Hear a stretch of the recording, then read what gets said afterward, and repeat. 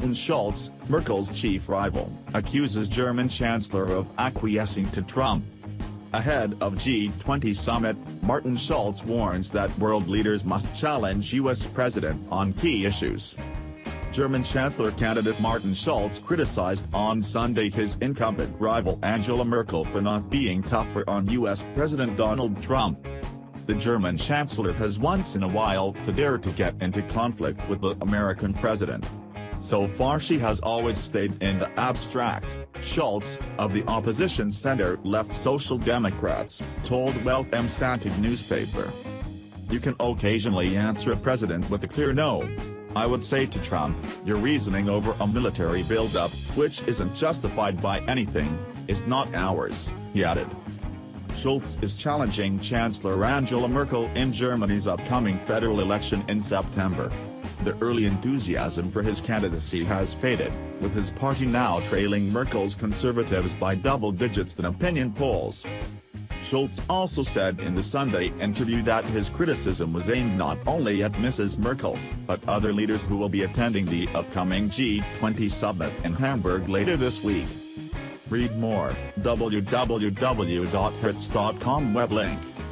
The G20 summit will be a summit of non-binding declarations.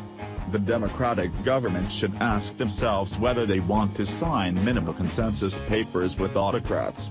Instead, they should clearly distinguish themselves in climate protection, in migration and development policy, he said. Do we have to make concessions to Trump, to Erdogan, to Putin? No, Schulz said, referring to Turkish President Recep Tayyip Erdogan and Russian President Vladimir Putin. Germany usurps Merkel's vote against legalization of gay marriage.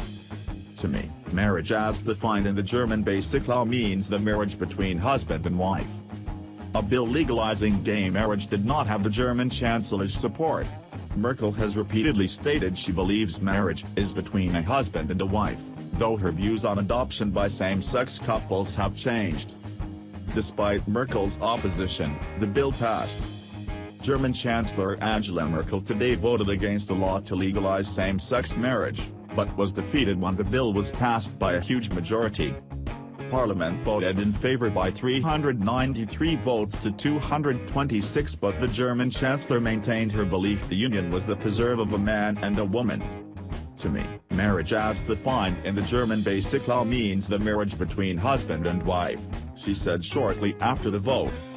Gay and lesbian activists waving rainbow flags cheered a joyful celebration of the historic vote as some parliamentarians inside the hall threw confetti in the air.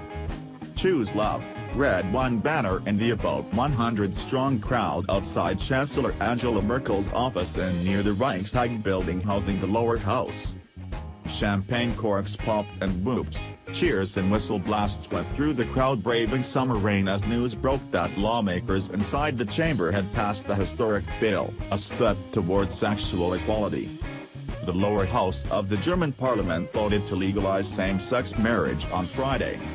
The world is changing fast with regard to openness about sexual preferences, with Germany now joining Ireland, France and Spain in granting equal marriage rights in Europe as well as the right of such couples to adopt children. The lower house of the German parliament voted to legalize same-sex marriage on Friday.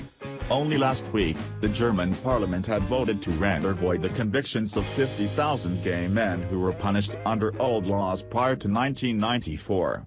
The world is changing fast with regard to openness about sexual preferences, with Germany now joining Ireland, France and Spain in granting equal marriage rights in Europe as well as the right of such couples to adopt children.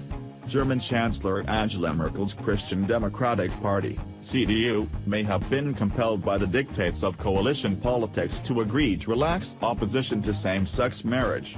Ms. Merkel, daughter of a Protestant pastor, voted against the bill after calling for a conscience vote, although she is seen today as an exponent of a very liberal Western vision despite being the leader of a conservative party. The Chancellor's personal dilemma aside, the move represents equality, even if it questions the very tenets of marriage, which for centuries has been defined as a union between a man and woman. As a democratic society, India also has to look back to see what little progress has been made on gay rights. The fierce debate that raged on Section 377 existing on the Indian Criminal Code tended to die out once the matter was referred to a constitution bench of the Supreme Court 4 years ago after a landmark judgment in the Delhi High Court was struck down. Technically, the 2.5 million or so openly gay people of India can be harassed, although it must be said that the law is not enforced these days, thanks to a social awakening on the freedom of choice of the LGBTQ.